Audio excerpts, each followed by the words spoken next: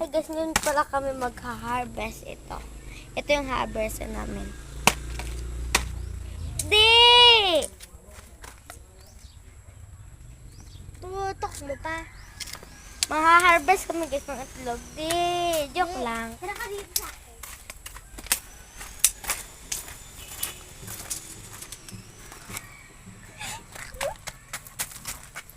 Kumuha kami guys.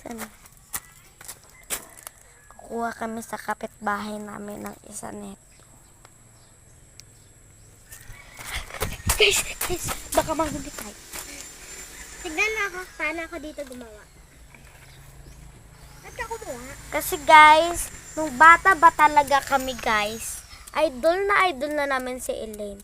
Alam nyo kung bakit sumasabi kami ng di, at saka inutok mo pa kasi na idol talaga namin si Nika at si Papanood lang dito yung Malik's House at Malik's Farm.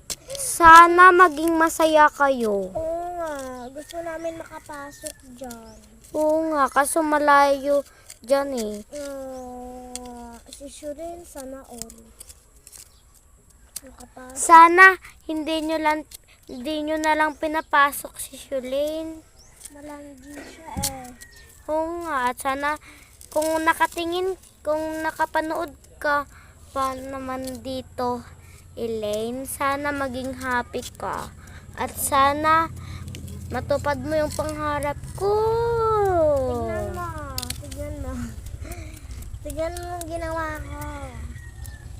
At Nika, Ace, I love you. Ano yung gusto mo sa lalaki? Joke! Bawal pa tayo kasi bata pa tayo.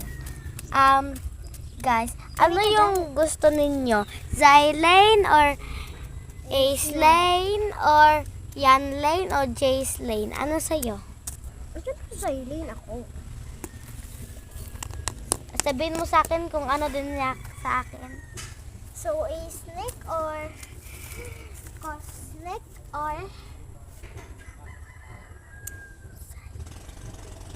silent? Siyempre snake kasi ayoko din maghiwalay yung Zylane at Ace Snake.